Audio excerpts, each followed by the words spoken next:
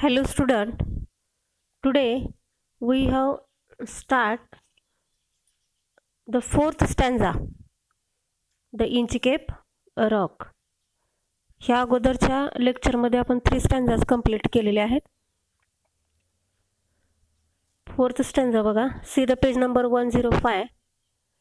When the rock was hid by the surge's swell. See this. When the rock was hid by the surge's swell,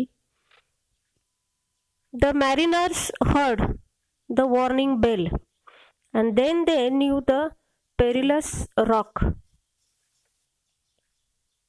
and blessed the abbot of Aberbrothok.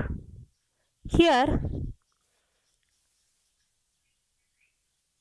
in this fourth stanza, they have described the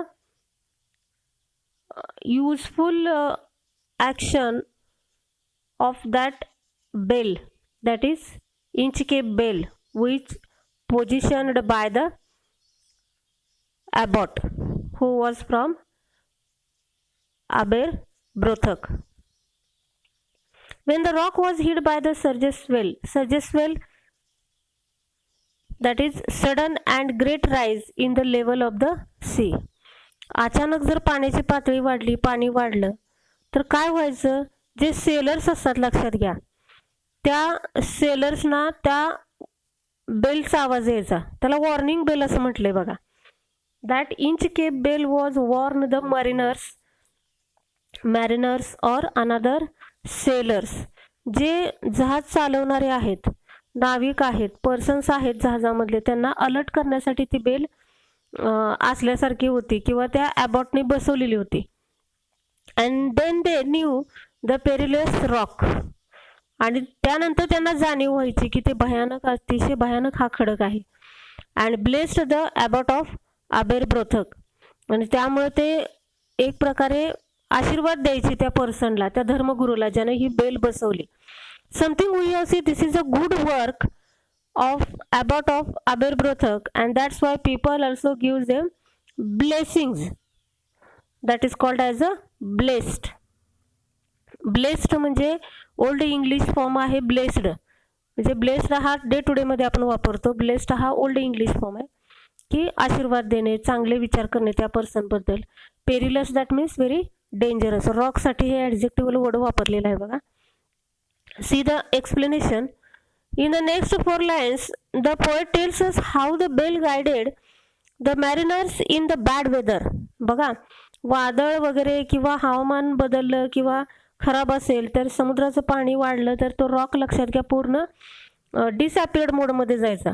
त्यामुळं तो rock दिसायचा नाही. जहाज थडकून कितीतरी जहाजं त्यामध्ये म्हणतो आपण माणसं एक्सपायर झालेली होती, त्यांना जीव गमावा लागला होता. पण ज्या वेळेला त्या ॲबॉटने लक्षात घ्या जी Inchcape बेल बसवली त्याच्यानंतर मात्र लोक अलर्ट झाली आणि ह्या अतिशय भयानक प्रसंगापासून ती वाचत होती. त्यामुळे ती लोक ॲबॉटला काय करत होती, एक आशीर्वादाचे वाक्य म्हणत होती. म्हणजे something we have see they satisfied the work of that abbot. The seaman could not see the rock as it stayed hidden under the high waves. मोठमोठ्या लाटांच्या खाली तो खडक झाकला जायचा आणि त्यामुळे लोकांना त्याची जाणीव होत नव्हती किंवा ते दिसतच नव्हतं, ते बघू शकत नव्हते. But they could hear the ringing bell. त्या बॉयला अटॅच असणारी लक्षात घ्या जी बेल होती, ती बेल लाटा जोरजोरानं उसळायला लागल्या की ती लाकडाची पट्टी हल्ली की ती बेल वाजायची आणि ती वाजलेल्या बेलवरून लोक ओळखायची की ती इथं काहीतरी समुद्रामध्ये आहे. आणि तो भयानक असा रॉक होता की ज्यामुळे लोक काय करत होती, जे जीव त्यांना गमावे लागत होते ते त्यापासून ती वाचत होती. का तर because of this Inchcape bell. Another word poet uses as a warning bell. But they could hear the ringing bell and went away from the perilous, that means very dangerous rock. So the bell saved their lives. Who saved the lives of mariners and another we are called sailors, people who are we are called surfing in the sea, that is bell. Then the sea Seafarers blessed the abbot for his good job. आता हा good job कुणाचा, good work कुणाचा, अबॉटचं. आणि ह्या अबेरब्रोथकच्या अबॉटचं कौतुक करायचे, एक प्रशंसा करायचे, चांगले शब्द काढायचे त्यांच्याबद्दल. See the 5th stanza. The sun in heaven was shining gay. All things were joyful on that day. The seabirds screamed as they wheeled around, and there was a joyance in their sound. Here, the 5th stanza we have see. The sun in heaven. आता थोडंफार इथं description म्हणूया आपण किंवा narration. जे खूप चांगले दिवस जात होते, सूर्य उगत होता, तेजस्वी होता, आणि हा म्हणतो आपण पाणी शिंपडत येणारा हा समुद्र किनारा किंवा समुद्रातलं पाणी, पाण्यामध्ये ते सोनेरी किरण दिसायचे सूर्याचे, असं हे वर्णन केलंय बघा. सन इन हेवन वॉज शायनिंग गे. आता जे वर्ड दिलेत बघा, गे असेल, जॉयन्स असेल, त्याचं मिनिंग आहे happy, delight, very cheerful, mirth, आनंदी असं. The sea bird screamed as they wheel around. आणि जे अतिशय म्हणतो आपण आनंदी वातावरण, पक्षी चिवचिवाटायचे, समुद्रावर पक्ष्याचे थवेच्या थवे यायचे, आणि जलचर प्राणी समुद्रामध्ये, आणि अतिशय एक डिलाइटफुल ॲटमॉस्फिअर होतं. And there was a joyance in their sound. Series. The 5th stanza delivers a cheerful atmosphere, as it generally happens before every disaster. On a particular bright day, everything looked joyful. The seabirds were whirling over the sea and screaming in joy. पक्ष्यांचा अतिशय जोरजोरानं ओरडण्याचा आवाज म्हणजे किलबिलाट, किंवा C birds असायचे, ते सुद्धा अतिशय आनंदित असायचे. म्हणजे पूर्ण म्हणतो आपण डिलाइटफुल असं ॲटमॉस्फिअर होतं. ह्या स्टँजामध्ये लक्षात घ्या, हॅपी मूड किंवा हॅपी ॲटमॉस्फिअर सांगितलेलं आहे. See the 6th stanza. The buoy of the Inchcape bell was seen a darker speck on the ocean green किंवा ocean green. Sir Ralph the rover walked his deck and he fixed his eye on the darker speck. See the 6th stanza of the poem Ralph, that is Sir Ralph. Here Sir Ralph is a pirate.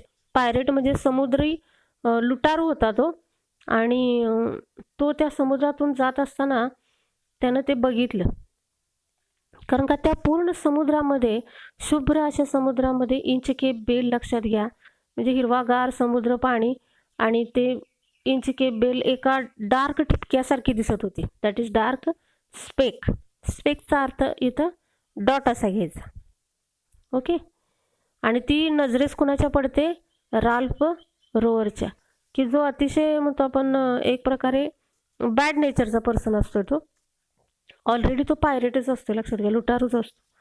In the 6th stanza of the Sir Ralph is introduced the first time on that fine day. The buoy, that means unanchored floating sign to show the reef. त्या अशा म्हणतो आपण लाकडी जो अशी फळी असते, आणि त्या फळीला इंचकेप बेल काय केलेली, अटॅच केलेली असते, नंतर रॉड अटॅच केलेला असतो, की जो लाटाने हालायचा, आणि तो हल्ला की बेल वाजायची. ते त्याने ऑब्झर्व केलं. On the Inchcape rock was clearly visible as it was a blackish spot in the green ocean. Sir Ralph the rover went to the deck of his vessel and gazed at dark spot of the boy. त्या लाकडी पट्टीला attach असणारी बेलला त्या राल्फने बघितलं, लक्षात घ्या. त्यानं जे बघितलं किंवा एक प्रकारे म्हणतो आपण नजर टाकली, त्यासाठी एक फ्रेझल वर्ड दिलाय बघा त्यांनी. He fixed his eye on the darker speck. That is gazing, दृष्टिक्षेप टाकणे किंवा पाहणे. त्याचं लक्ष तिकडं जातं, तो बघतो. Next. He felt the cheering power of spring. It made him whistle, it made him sing. His heart was mirthful to excess, but rover's mirth was wickedness.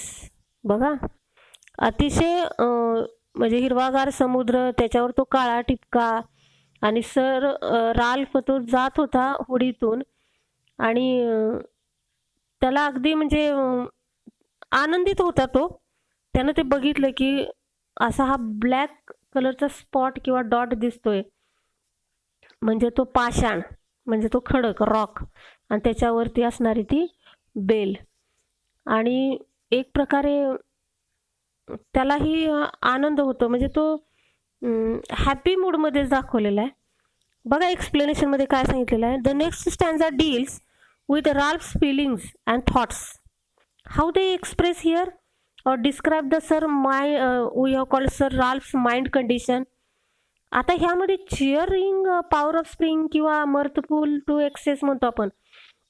मर्थफुल that means very happy mood, very joyful condition. आनंदी झाला तो, पण आनंदामध्ये सुद्धा लक्षात घ्या थोडंसं wickedness होता. म्हणजे काय होतं, त्याच्या मनामध्ये थोडंसं दुष्ट विचारही आले. बघा, he was delighted at the good spring atmosphere. He was making whistling sound. म्हणजे शिळ घालणे, विस्लिंग म्हणजे काय, शिट्टी वाजणे म्हणजे शिळ घालणे. म्हणजे वातावरण, ॲटमॉस्फिअर अतिशय आनंददायी, अतिशय फ्रेश, अतिशय आल्हाददायक. त्यामुळे तो शिळ घालत होता समुद्रामध्येच नावेत. He was actually overjoyed but no one knew that sinful thought in his mind was behind his happiness. बघा, तो आनंदी दिसत होता, पण त्या आनंदी मनाच्या पाठीमागं काहीतरी वाईट विचार होता, हे कुणालाही माहीत नव्हतं. Here stanza number 8. His eye was on the Inchcape float. बघा, ज्या लाकडावरती बेल तरंगत होती किंवा अटॅच केलेली होती, ते तरंगत असणारं लाकूड किंवा वुडन फॉर्म त्यानं तो बघितला. कोथ ही, QUOTH, मार्जिन लाईनमध्ये दिलाय बघा वर्ड. ओल्ड इंग्लिश आहे हा. कोथचं मिनिंग घ्यायचं said. Said he in version घेतलंय त्यांनी. ही सेड असं पाहिजे होतं बघा. His eye was on the Inchcape float. Quoth he, my men put out the boat and row me to the Inchcape rock. बघा एक्सप्लेनेशन मध्ये काय सांगितलंय बघा. And I will plug the abbot of Aberbrothok. बघा, in the 8th stanza he, that means that Ralph Rover himself speaks and reveals his desire. मला तिकडे घेऊन चला, त्या इंचकेप बेलच्या तिकडे, म्हणजे त्या रॉकच्या तिकडे घेऊन चला.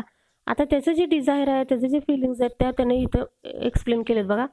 His eyes were fixed on the floating buoy on the Inchcape rock. Sir Ralph the rover ordered his crew to take the boat to the Inchcape rock. Then he says that he is going to plague, that means destroy, plague that means destroy or kill the good work of the abbot of Aberbrothok. What's we have see very bad thoughts and feelings created in the mind of Ralph.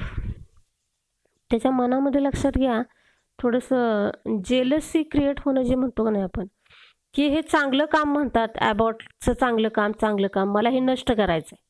That is, I will plague or I will destroy the abbot of Aberbrothok.